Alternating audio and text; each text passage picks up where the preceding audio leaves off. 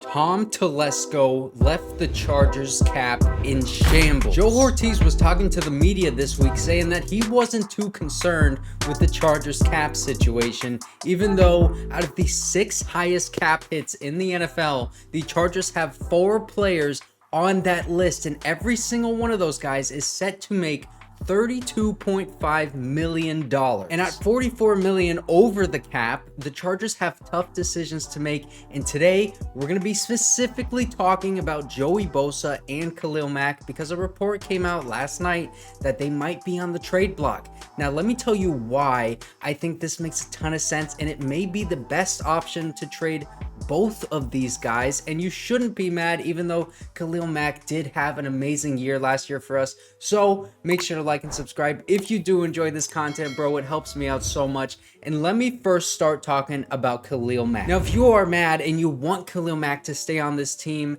I totally understand that, and I honestly would agree with you. I mean, Khalil Mack, he had an amazing year last year for us, and oftentimes it seemed as though he was the only one on defense that actually wanted to be on the field. I mean, he is a leader on this team. He dominated the Raiders in that first time that we played him, and then the second time that we played him, we don't have to talk about that. But he was 33 years old and had 17 sacks and 6 forced fumbles, bro. He had a record-setting season for the Chargers, and it was his best season of his career. Also played over 80% of the team's snaps, so he proved that he can remain on the field as an aging veteran. He can stay healthy, and he can still produce at an elite level. We're not just talking about him playing well late into his career. We are talking about him still producing at the highest level that guys like Myles Garrett and TJ Watt do, who are 5 years younger than him. So if he is still one of the best edge rushers in the league, then why would you trade him? I mean, having a great pass rusher like that is one of the most valuable positions in the NFL, and the Chargers are getting rid of one of the very best ones in the league. Well, it makes sense for a couple of reasons, but obviously the first and foremost is the Chargers cap situation.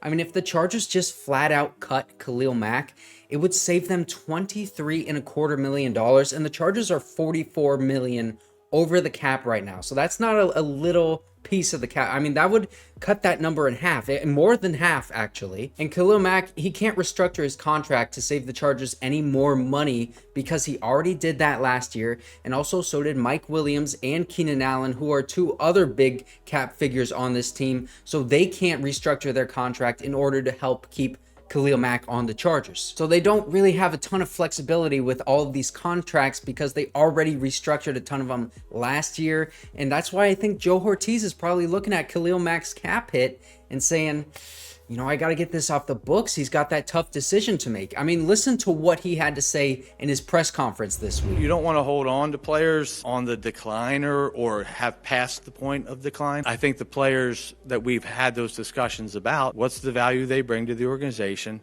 current value and their future value, and you discuss it, and you weigh those things. I mean, that's the reality of this business. You have to weigh the value they have, the value they're going to bring, and the cost associated with it. And that's the nature of it. It's not a fun part. We have a cap, and that's the reality of it. And you have to adjust and manage around the cap. So he is looking at the current value of a player, but also the future value.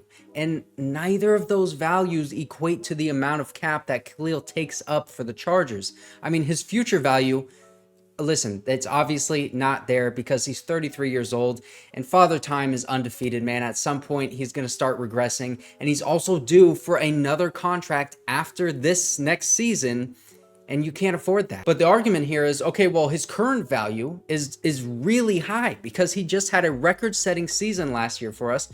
But I also think that his current value isn't really there for the Chargers because of how Jesse Minter schemes up his defenses. And listen, man, I can't tell you how many times I saw an edge rusher, whether it was on the strong side or on the weak side, drop back into coverage and play a vital role in covering a tight end, a running back, or even a wide receiver over the middle of the field. And they don't just drop back into the flat. I mean, sometimes they go out and get a lot of depth, and they're going to be covering downfield. The linebackers and edge players in Jesse Minter's defense, they need to be fast. from sideline to sideline, and they need to be able to cover, and I am not exaggerating. If you want to see what I'm talking about, I made a full film breakdown yesterday on Jesse Minter's defense, and just go watch that and imagine Khalil Mack in that system. Having a guy like Khalil Mack is good for any defense, but in Jesse Minter's defense, he wouldn't be able to ask the edge to drop back into coverage as much as he wants to. And so you would either be limiting Khalil Mack by dropping him back into coverage, or you would be limiting Jesse Minter's defense and the things that he can do with blitzes and confusing and putting the offensive line in conflict. You'd be limiting him by limiting his play calling on what he can call with Khalil Mack on the field. I mean, our last defensive guru, Brandon Staley, dropped that poor man in coverage a few times last season, and we were all like, come on, bro, what are you doing? I think it's best for both Khalil Mack and the Chargers to trade him because he has a $38 million cap hit, and he would be best utilized on a different team. Like the Texans could use him, but also watch out for the Ravens because they always take flyers on edge rushers like that. Kyle Van Noy and Jadeveon Clowney both took flyers with the Ravens last season. And then obviously Joe Hortiz, bro, he is from the Ravens. So those are two clear signs of a possible trade spot for Khalil Mack. Two other teams that I would look at, the Washington Commanders. They just got Chase Young off of the books. And then even the Green Bay Packers, because now Derek Ansley, our former defensive coordinator, is out there in Green Bay. I think he is the passing game coordinator on defense. So there is that connection there with Khalil Mack and also Joey Bosa. Now, Joey Bosa, man, he has struggled with injuries and penalties and throwing his helmet in front of the head coach so the head coach can pick it up and give it back to him and say, please don't do that again throughout his past few years. But I know a ton of you guys would be fine with him being traded. I think Joey Bosa is a better fit for Jesse Minter's defense, but it's not a great fit still.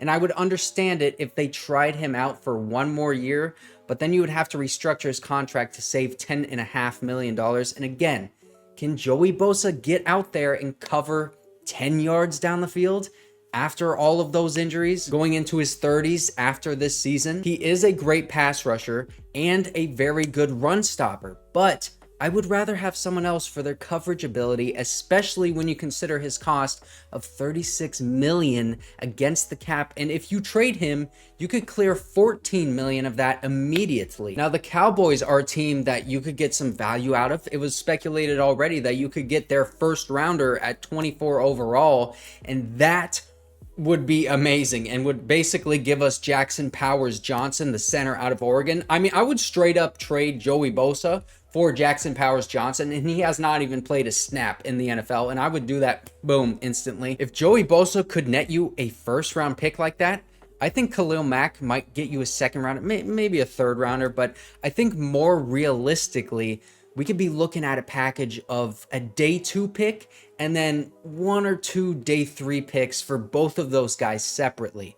And Joe Hortiz, man, he values draft capital extremely highly, and when you understand that, it makes even more sense for him to trade these guys. But then the problem comes up when if you decide to move on from both of these guys, then you're looking at an edge spot opposite of Tuli Tuipulotu that is now a huge hole on this team. I don't think the Chargers would draft edge highly if they do trade both Joey Bosa and Khalil Mack, because Joe Hortiz has had some success in drafting late round edge players like Matthew Judon in the 5th round, Zadarius Smith in the 4th. Here's the bottom line.